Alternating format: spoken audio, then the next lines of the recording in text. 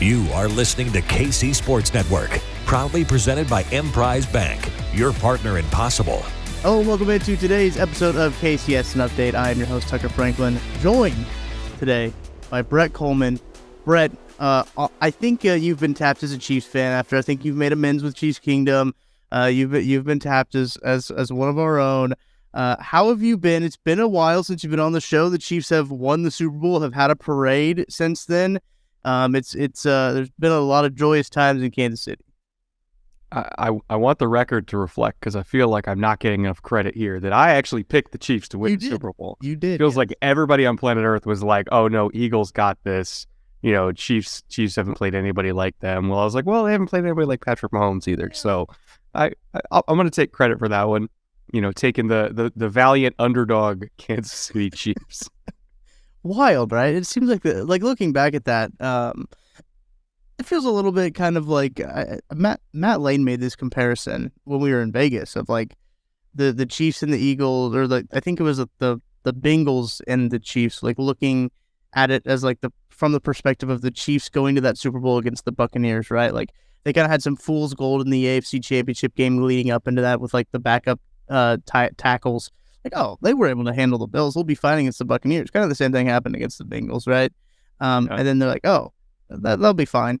And then it was just like they were dogs in Vegas. Like, I won a pretty decent amount of money putting some money on Patrick Mahomes as an underdog in his career. Hasn't been very many times, but the times I've been able to put money on Patrick Mahomes as an underdog, he's won me some pretty good money. So every time that Vegas is going to give me plus money on the Chiefs and Patrick Mahomes, I'm going to take it. I think that's a cardinal rule now in the Tucker Franklin book of gambling. I don't know if he ever will be an underdog again.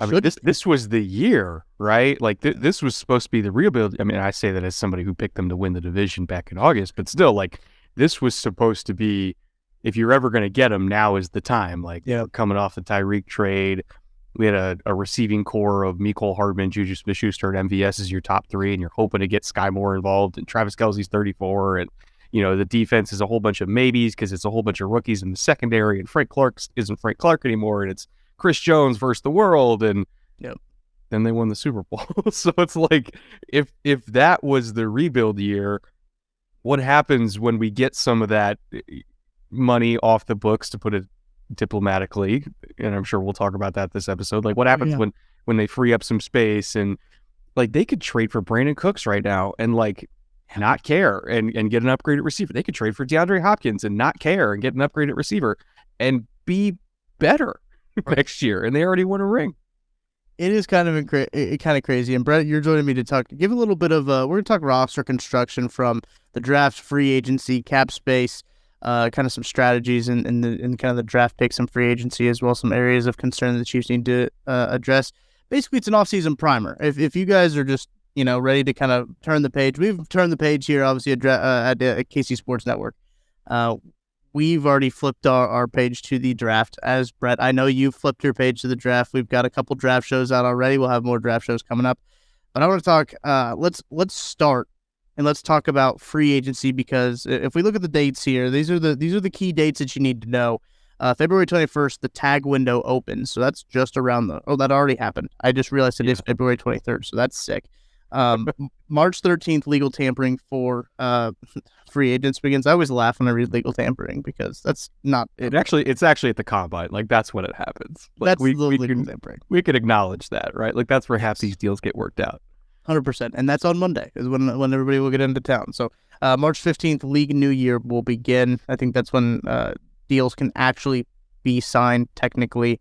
April 17th, offseason workouts will begin, and I believe that's the end of the free agency, the restricted free agent period or unrestricted free agent period, and then obviously the draft, April 27th to 29th in the beautiful city of Kansas City. So, Brett, I know that you will be in Kansas City for the draft, but let's start with some of the key free agents that the Chiefs have, right? So you're looking at Orlando Brown Jr., Juju Smith-Schuster, Andrew Wiley, Mecole Hardman, Colin Saunders, Juan Thornhill, a handful, 5 or 6 of those guys. I'm curious to, what do you think? Let's start with Orlando Brown Jr., right? Because I think that's the most interesting case the Chiefs have right now. What do you think that they do? Do they put that franchise tag on him? Do they try to work out a deal with him? Because, as we know, he didn't have the best year when it came to contract years, but he didn't also play terribly in the playoffs, which is also one of the the saving graces that I think that he has, where Chiefs fans are kind of stuck right now with what they think about Orlando Brown. I think Chiefs Kingdom is kind of split. And I think it's because the last taste that he left in your mouth was pitching a shutout against the best defensive line in the league, right? And so you're like, well, God, maybe he could get there, even though we have 3 months of the regular season where he was actively a detriment to Patrick Mahomes' health, right? And it's a really tough question, and one that I kind of want to kick the can down the road for another year and just do a tag, because they offer, what was it, 24 million a year they offered him, right? Yeah, something like that. Yeah. The whole year we're like, man, they dodged a bullet by him saying no. And even though our most recent memories of him are, again, in the Super Bowl, and we got the ring and the vibes are good and everything like that, we still have to acknowledge that there was a significant chunk of the season where he was not good. And so I would probably take this year by year again and do a tag. And I can't remember what the tackle tag is, but it's got to be, what, 20, low 20s? Yeah, I think it said last year he made 16.6. And I think it went up to 18 this year. If I remember. Yeah, I would just do that then. Yeah, especially that. And then Wiley's going to be, if they want to keep Wiley, who again played well down the stretch, but for a lot of the year we have vivid memories of him getting absolutely torched. Yeah. He would be significantly cheaper than Orlando Brown would. So, if we want to do maybe a 3-year deal, but one that's pretty easy to get out of after a year, give some stability at the position, but not completely lock ourselves into. We tag Orlando. He's going to be pissed about it, but it is what it is. We have our tackles going into 2023. We could figure it out and then draft somebody. Yes. I think that's the big piece there. Is we'll obviously get into the draft a little bit after we talk about the free agency and stuff like this, but looking at Andrew Wiley's calculated market value on Spot Track, they do have him at a 3-year, $14 million deal, which works out to about 4.6 mil per year. Comparable players, Morgan Moses is a kind of a salary to that is when they have him, and that's not bad. Not bad at all. Yeah. So I would advocate for that. Another thing, and honestly, the conversation starts here, is because of the flexibility of Mahomes' deal, and we kind of talked about this a little bit on Twitter a couple weeks ago. Yeah. It's do they take the room now, or do they kind of save themselves a little bit in the future and they let it take over for this year, and then maybe do that kind of year-to-year restructure next year? Because every time they do kick the can down the road, they are going to have to pay for it eventually. Yes. But it is a team-friendly deal where they can kind of pick what years they take the hit and which years they don't, right? Mm-hmm. So is this one of the years they do that because they feel like they're still in a really good window where maybe they can go out and get a DeAndre Hopkins, they can go out and get a Brandon Cooks, and that is going to cost some money. Mm-hmm. In addition to taking care of the tackles. Maybe this is one of the years they do the cap finagling with Mahomes' deal. I really don't know. I'd be curious to get your thoughts on it, because obviously it's your guys' team. I think it's interesting that last year they didn't. And last year they didn't restructure his contract, and that's something that we all kind of anticipated to happen that just never came. Right now I'm looking at it now. His cap hit this next year, according to Spot Track, will be $46 million, about 20% of the cap.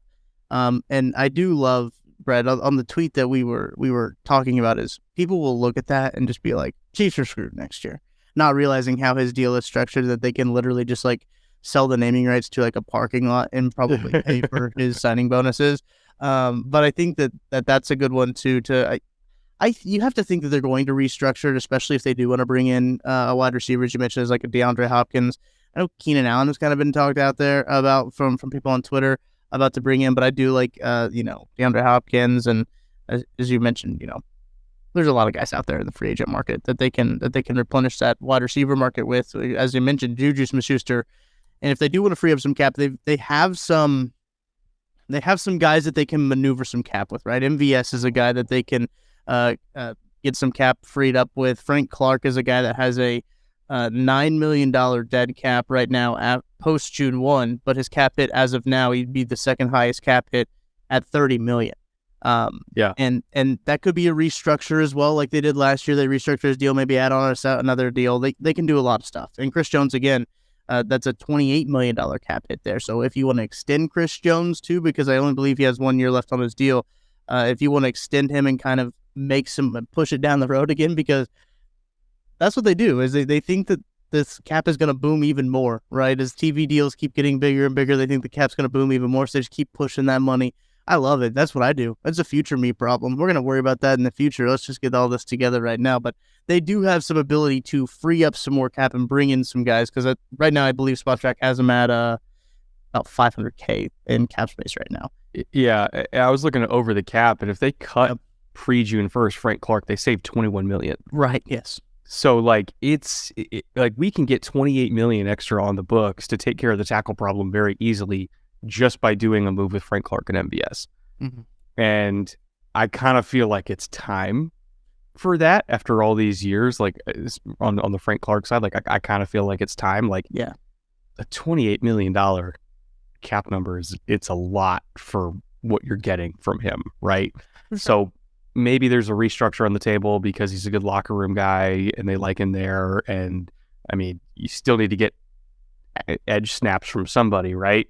So maybe he's a prime restructure candidate, but either way, like they can free up pretty significant money by doing something with him. And then MVS, it really comes down to me, whether or not they're going to be one of the teams in the market for Brandon Cooks, which I think they will be. Yeah. Because Brandon Cooks, is better than MVS in pretty much every facet. He still gives you that kind of deep element.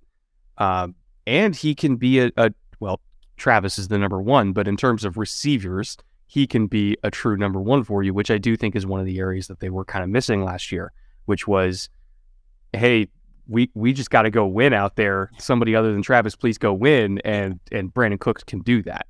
So I think that low-key Kansas City is one of the teams that's in the running for that. And obviously Brandon Cooks wants to go to a contender, so he would love to go there. And if they toss like a 4th round pick it's like pick 128 or something like that to get a number one receiver to try to sustain a dynasty, like I feel like that's, and plus like Houston would probably pay like $10 million of his salary anyway. So yeah, it's a rental, right? And at this point, I feel like that's a pretty good deal that we could look to. And if they do the deals with, or if they do the moves with MVS and Frank, like they could pay for it pretty easily. You talk about that too, just other free agents elsewhere outside of just, what the Chiefs got going on. If they bring in a wide receiver, which I think they should, it doesn't force Sky Moore to be more than what he has to be. It doesn't force Kadarius Toney to do more than he has to. And I think that's going to kind of be good for development, because obviously this team's young. This team needs to develop in some areas, and players need to develop in some areas. That's not a controversial thing to say, I don't think. But there are a lot of guys out there too, when you start to look at some of the lower level guys, between like Hardman, I don't necessarily think that he comes back to the Chiefs. He had kind of a very tough contract year. I don't really know where I see him fitting in and going anywhere. Colin Saunders is an interesting one, just because like he played really well for the Chiefs. He's an interior guy, but it's a good year for interior defensive linemen in terms of guys who are out there in the free agent market of who the Chiefs could bring in. So I'd be curious to see. He's not going to be that expensive. Colin Saunders is not going to be. So it looks like his market value on SpotTrack is it's $6.4 million. That's for a 2-year deal. So, but I mean, they could make a run at Javon Hargrave. Yeah. Just have the nastiest interior pass rush you've ever seen. Because why not, right? Yeah. Well, they should do that, really. I would love to see just another dynamic interior guy right next to Chris Jones. Because like, what would an offensive line do at that point? What would die? Yeah, right. There's nothing you can do as an interior offensive lineman. And obviously, we talk about this every year. It's an annual tradition in Chiefs Kingdom to talk about the edge market, or the edge class. Which edge free agent is going to bring in which edge rusher the Chiefs are going to draft. But you look, Carlos Dunlap also going to be on the market. I don't know how much he'll acquire for. He was a $3 million deal last year, so on a 1-year deal. Interested to see kind of what he gets after a successful season. But out of like, do you see anyone else coming back to the Chiefs? I mean, there's some other names out there, like Derek Notty's another one who's a free agent that I think could be interesting, especially with Colin Saunders also up at the same time. They've got Nick Allegretti, who is kind of their utility guy. Jerick McKinnon is a big one as well. And I think you got to keep McKinnon for 100%. what he gives you, right, as a compliment to Pacheco. He's a great pass protector, great receiver. Obviously, in the red zone, he's a wizard. Like, and he's going to cost not a lot, like in the grand scheme of things. Like 3 million, maybe. Yeah, his 22. Like last year, he made 1.2. So I'd probably make a little bit more than that because based on what his performance was this year, but like not much more. I can't imagine because he is getting kind of up there in the age, if I remember right. Yeah, he'll be 31 next year. Yeah, but his role is just super important, you know, as a compliment to a young psychopath like Pacheco. Like, it's a good way. Like, I think it's perfect. I mean, I would also say like Fletcher Cox is somebody you can look at because in terms of interior guys, somebody that I think the Chiefs should prioritize is somebody who could stop the run. Because I mean, that was one of the main concerns I had, you know, with Kansas City or with Cincinnati. Was like, hey, you know, the first time around, Samaje Perine's ripping off 5 yards of carry on inside zone all day long, and it felt like they couldn't do anything about it. Yeah. And I would love to see them get somebody who could play like nose or 2-eye or whatever, and, you know, keep Willie Gay clean, keep Bolton clean, and just kind of make their lives a little bit easier. Obviously, there are guys in the draft that they could look at for that, but I'm not necessarily sure they would take one high. You know, like if the Baylor kid, Siaki Ika's there at 30, pick 31 now. Yeah, that's right. Miami forfeited theirs. Yeah. Like, I don't know if they would prioritize a nose over, I don't know, pretty much any other position. Right. I do think that's really going to be really interesting how Brett Veach kind of approaches this draft, right? Because there are some guys in the free agency where they could benefit from dishing out some draft capital and forfeiting some of those. I know a lot of people have talked about, it's a draft at your hometown. You want to make that first round pick, but if they could dish out that first round pick for, you know, someone that they could really help benefit the team, you gotta think about it because this is two varying, contrasting styles between Les Snead and Brett Veach. I want to see. I'm curious to see, and I want to get your thoughts on this too, Brett. Do we think we see Brett Veach start to lean a little bit more towards the Les Snead model with kind of the way it's going? Because he made 10 picks and 10 rookies made this roster. 10 rookies are on the Super Bowl roster. You can't rely on 10 rookies every year to make your Super Bowl roster. I think that this, I don't want to say it was like a fluke, right? No, that's not the right word, but like it gotta have some luck. You gotta have some luck to win a Super Bowl, right? And like I don't think anyone will deny that. And to have 10 rookies hit is huge. To be on your active roster, you can't bank on that every single year. So do you think we see Brett Veach kind of move more of like proven commodities and not make all 9 picks that they have? See, I still would probably lean towards stick and pick or trade down and accumulate more picks precisely because of what you said, which is, it's hard to hit that often.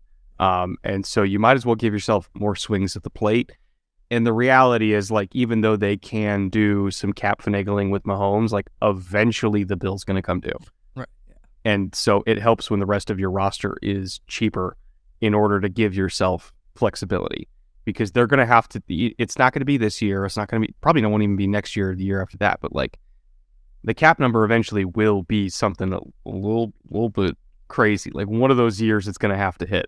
Yeah. Like the 500 million is going to come from somewhere. It's going to happen eventually.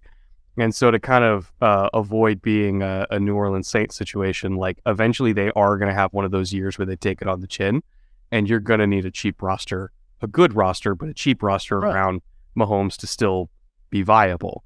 And so I would probably accumulate as many picks as I possibly could and just keep drafting depth and sustaining depth and giving yourself options so that, hey, if we hit on an edge, like let's say it's like Jose Ramirez from Eastern Michigan, right? In the 3rd, 4th round, 5th round, whatever. And we hit on an edge, all of a sudden we don't feel so bad about letting Frank go and saving a whole bunch of money. You know, if we hit on Desjuan Johnson out of Toledo in the 5th round, give ourselves another interior rusher, like we don't feel so bad about letting the other guys go. But you can't bring those types of guys in unless you have the picks to do it. 100%.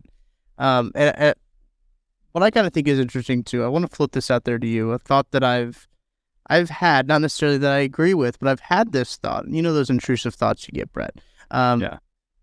Chris Jones just had a very good run in the postseason. His contract's going to be up next season.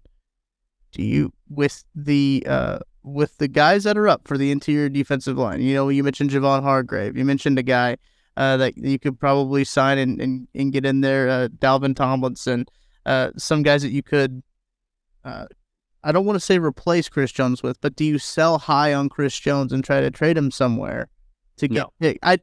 I don't think so either, but I know that conversation has been out there, and I wanted to get your thoughts on it. There's 3 untouchable guys on the team. Obviously, it's Mahomes, it's Travis, and it's Chris Jones. Like, I don't care about anybody else. Like, I mean, I care, obviously, but, like, those are the ones where it's a non-starter to me. Like, they need to be in Kansas City. We don't win Super Bowls without them in Kansas City. Like, they just can't go anywhere. They will retire Chiefs if it's up to me. It's been something that I've seen thrown out there, like, hey, you know, sell high while you can. And it's funny because a year ago we were talking about trading Chris Jones. People in Chiefs Kingdom were talking about trading. Not saying us here at KC Sports Network, but there was a good discussion going around about trading Chris Jones. Now it's murmurs because I think people, much like your reaction to it, were like, absolutely not. We got to keep him in Kansas City forever.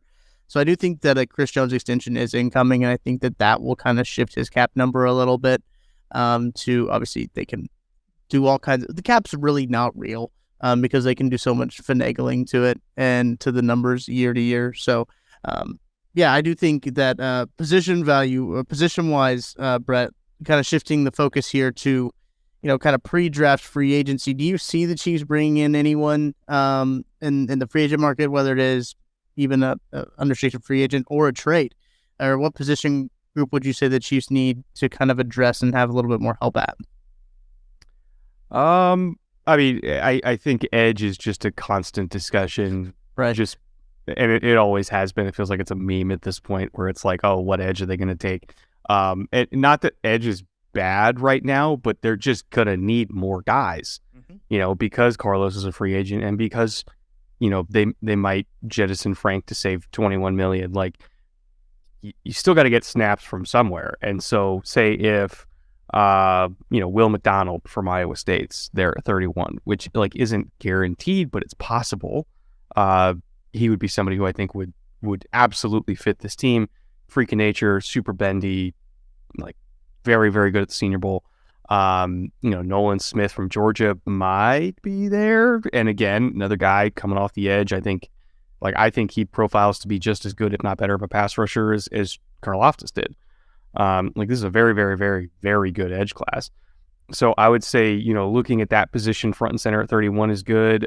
There's some tackles you could look at 31, depending on what they do in March with Wiley and Orlando Brown. Trying to think here. DB, they've infused a lot of talent there, so I'm okay with that. Linebacker, I'm mostly okay with that, but you could look at day 2, you know, bringing in someone like Deion Henley from Washington State, who's an absolute freak of nature. He's like 6'1", 230, so he's not the biggest guy, but he's just exceptionally fast.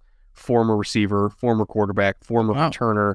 So he does some like Fred Warner-ish type stuff in coverage that is super rare. So I would love to have him as a complimentary piece, just to kind of fill out the linebacker room even more. And then again, you know, looking at interior run stoppers like a Keanu Benton from Wisconsin at 31 would fit right in, because he could play that kind of either nose or 2-eye or like a head up 2 type role and stop the run and keep all those guys free. So even though the defense has played super well, I still think there's some things in the front 7 they could bring in early in the draft to round it out. And then on offense, I think that's what they address mostly with free agency, both the tackles and with bringing in a receiver. So you use March for offense, you use April for defense. We roll in 2023 and try to get another one. Listen, I like that philosophy there. March for offense, April for defense. I'll get behind that. So that would kind of, you answered my question. I was going to ask you kind of in that round 1, that pick 31, the only year that's good to have pick 31 because of the Dolphins, was it tampering that they had with Tom Brady? Is that what it was? Yeah, it feels like every team's tampered with Tom Brady at some point. The Dolphins just got caught. Yeah, they're probably taking it out on Brian Flores, if we're honest, in that organization. But I think that it's going to be interesting to see where the Chiefs go at 31 if they stay at 31. We saw Brett Veach move up last year to pick 21 to take, obviously, Trent McDuffie and George Karlaftis. Pretty good first round last year of guys who were contributors. So, Brett, I appreciate you joining me. Any final thoughts before we get you out of here? Just that I'm happy that I was so terrified of picking against the Chiefs in August that I think all of my scars and trauma as a Texans fan was like, look, they were down 24 and they still won. They'll be able to handle the Raiders, and they did. So you know what? My trauma helped me out here, did me a solid, and I'm on the right side of history. I'm okay with that. Chiefs game was a grisly bunch. You get on their bad side, they're not going to forget. I know. I picked the Bengals one time. I'm sure you still hear about it too. I'm sure that you get every time you tweet. They're like, remember when you picked the Bengals, idiot? And because I still hear about when I said a negative thing about Nick Bolton one time, because they don't forget, and that's they're also very good at giving engagement, and that's why everyone talks about the Chiefs, is because Chiefs Kingdom loves to give people clicks. In terms of total YouTube views from in-house media teams for teams this year, the Eagles were number one at 100 million, and the Chiefs were number two at it's 85 or 90, something like that. Super, super high. And then number three was down at 50 or 60. Chiefs Kingdom cares a lot. Yeah, they really do. And we really appreciate Chiefs Kingdom for caring a lot, because KC Sports Network would not be possible without Chiefs Kingdom. So, Brett, again, thank you for hopping on, talking some little pre-off-season primer, because not technically the league new year yet. We're getting ready for the combine. We're in kind of a weird little lull here before the draft, before free agency. So, appreciate you hopping on and talking some off-season stuff. Absolutely, anytime.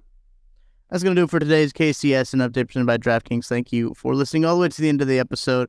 We'll be back again with another episode coming soon, so make sure to stay tuned to KC Sports Network wherever you get your YouTube videos, wherever you listen to your podcast. Follow, like, subscribe, do all that good stuff. And make sure to leave a 5-star rating and review if you're listening on an audio podcast platform. Let us know what you think about the show. We really appreciate you, and so until then, we'll talk to you next time. Thanks for watching this production of KC Sports Network, the fastest growing sports media network in Kansas City. Check out these videos that feature our team of more than 15 former players, insiders, and analysts, bringing you the best Chiefs coverage you can find. Entertain, educate, inform. KC Sports Network.